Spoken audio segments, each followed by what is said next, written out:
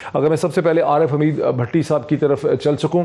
आरिफ हमीद भट्टी साहब, ये इसको कैसे आप समझें कि शाहिद खाकान अब्बासी साहब और पीएमएलएन इस अमेंडेड ऑर्डिनेंस से रिलीफ भी लेना चाह रहे हैं? उनके वकील की बात से लग रहा है कि वो समझते हैं कि अदालत को असूली तौर पर देखना चाहिए कि इस अमेंडेड ऑर्डिनेंस के आने के बाद केस बनता ही नहीं है। दूसरी तरफ से वो इसे अदालत में चैलेंज भी करना चाह रहे हैं, हाई कोर्ट, सुप्रीम कोर्ट में। आपको क्या समझ आया इसमें क्या हो क्या रहा है? बिस्मिल्लाहिर्रहमानिर्रहीम। डॉक्टर साहब, गुजारिश ये है कि आप थोड़े, आपके प्रोग्राम से कुछ देर पहले मैंने नैब ऑफिस, हेड ऑफिस बात की, लाहौर की, इस्लामाबाद की। उन्हें हदायतनामा मिल चुका है कि आप किसी को नहीं बुला सकते जब तक हम नहीं कहेंगे।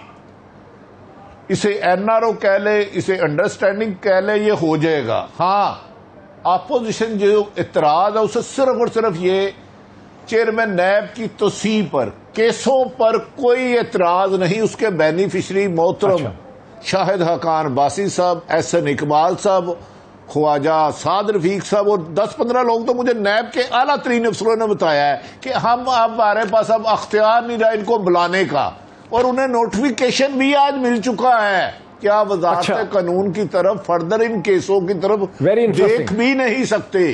तो लिहाजा ये मुझे ये चेयर में आप नैब से पूछ रहे, मैं नोटिफिकेशन की कॉपी भी मेरे पास, मैं अभी मंगवा लेता हूं। तो गुजारिश ये है कि ये एनआर हो गया। देखिए, माजी में पीपल्स पार्टी, नून लीग, जितने भी करप्शन के केस थे, उन्होंने तो किसी ने हमजा शहबाज 22 माह अंदर रहे, साबिक सदर आसफ अली जरदारी साहब रहे, फरयाल साहब रहे।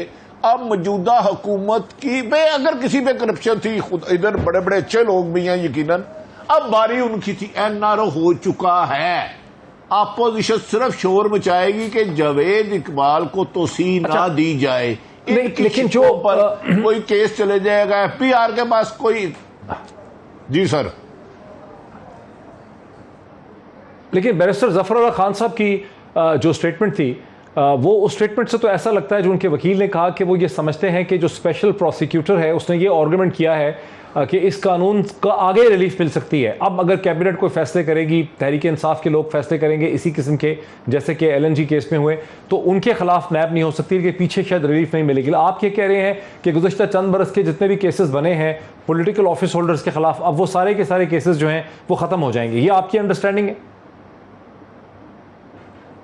जी, मुझे नैब हुकाम ने जो बताया, जो 2-3 टीवियों में खबर नशर हो चुकी है, ये मैं नहीं कह रहा। अब ये सिर्फ देख ले, हुकूमत, अपोजिशन कभी भी करप्शन के बचाव के लिए तो वजीर आजम इमरान खान साहब को ब्लैकमेल करती रही है 3 साल। तुम्हारी हुकूमत गई, आज गई, कल गई, और उनमें से 70% लोगों के केस वैसे ही खत्म हो जाते हैं जो नया ऑर्डिनेंस आया उसके मुताबिक। तो हाँ, उस पर शिकायत ये रहेंगे जावेद इकबाल को तस्लीम ना हो, इस पर मीडिया पे जरा खून गर्म रखेंगे दोनों, और बाद में दोनों ही बच जाएंगे, अल्लाह अल्लाह और खैर सल्लाह। ये तो आप अभी बेशक नैब के किसी जिम्मेदार को माजी में जो केस थे, क्या वो सब मोजे करे मुल्क में, जो इनके केसों के ऊपर और सरकारी करोड़ों रुपया लगा, वो भी जाया गया। प्रोसिक्यूटर होंगे, इनके केस चले होंगे, थाने अदालतों में आए होंगे, जाते होंगे, तो वो सारे पैसे तो गए कौम के, रिकवर कुछ नहीं हुआ।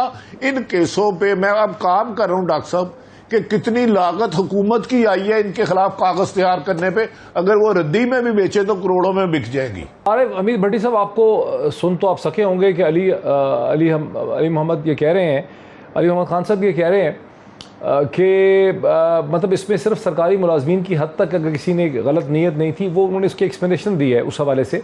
इस पर क्या रद्द है हमारे आपका? अच्छा डॉक्टर साहब, गुजारिश है, अली मोहम्मद खान साहब बहुत अच्छे आदमी हैं, मगर मुझे पाकिस्तान की कोई ऐसी करप्शन बताएं जो सरकारी इदारे के मुलव्वस किए बगैर हो सकती है। ये जो कहते हैं किक बैक दी, उसके सेक्रेटरी नेचर करते हैं।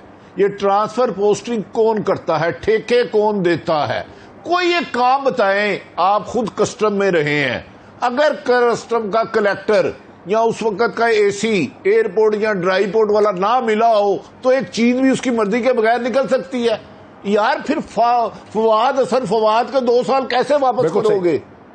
आहत चीमा का टाइम कैसे वापस करोगे? जो कमिश्नर गुजरावाला अब आपने पिंडी साहब गिरफ्तार किया, उसका टाइम कैसे वापस करोगे?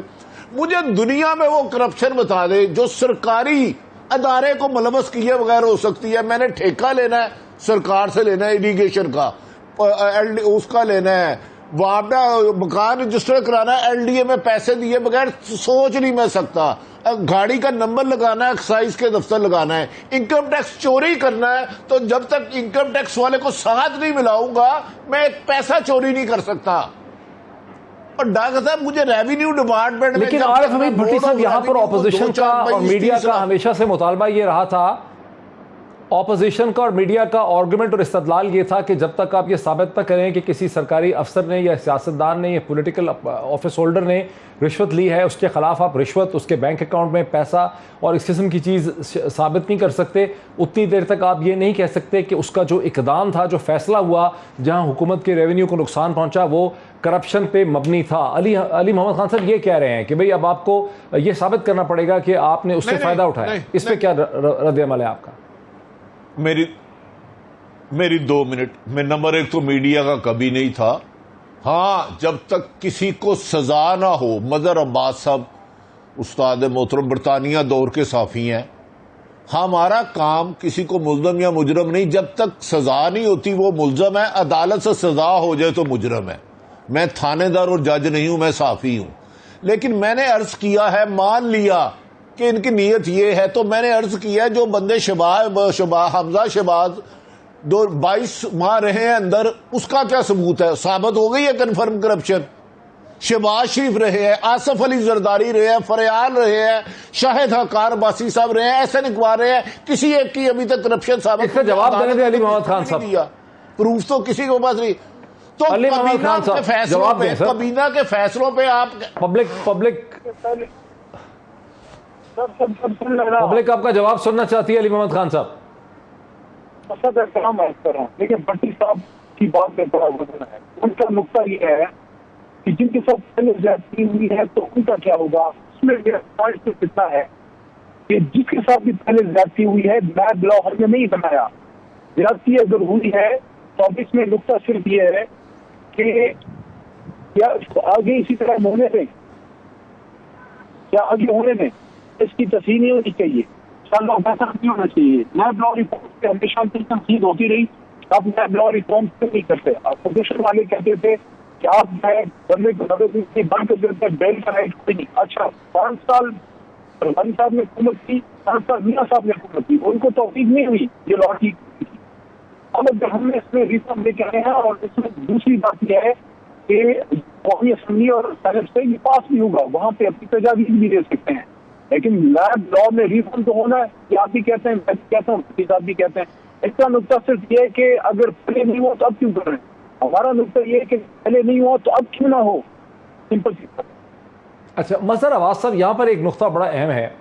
अब वैसे भट्टी साहब ने कहा कि आप दौरे बरतानिया के यानी सहाफ़ी, इसका वैसे मुझे मतलब नहीं समझ आया कि आप 100 बरस के हैं, क्या इसका मतलब है। लेकिन बहरहाल एक आर्गुमेंट तो है ना जो सुना है हमने बहुत ज़्यादा टेलीविज़न के ऊपर, वो आर्गुमेंट ये है कि भाई आप महज ये कह के कि वज़ीर ने जो फ़ैसला किया या सेक्रेटरी ने जो फ़ैसला किया वो फ़ैसला बदनीयती पे मबनी होगा, चूँकि उससे नुकसान पहुँचाए या किसी को फ़ायदा पहुँचाए, तो कानून को ये साबित करना चाहिए, प्रोसिक्यूशन को ये साबित करना चाहिए कि इस शख्स जिसने ये फ़ैसला किया उसने इससे माली तौर पर कोई फ़ायदा पहुँचाया। लेकिन वो साबित तो आप कभी कर ही नहीं सकते, बिकॉज उसने वो माली फ़ायदा बाहर लिया, दुबई में लिया, बरतानिया में लिया, किसी और तरह से लिया, किसी और के नाम पे लिया, वो कभी साबित नहीं हो सकता।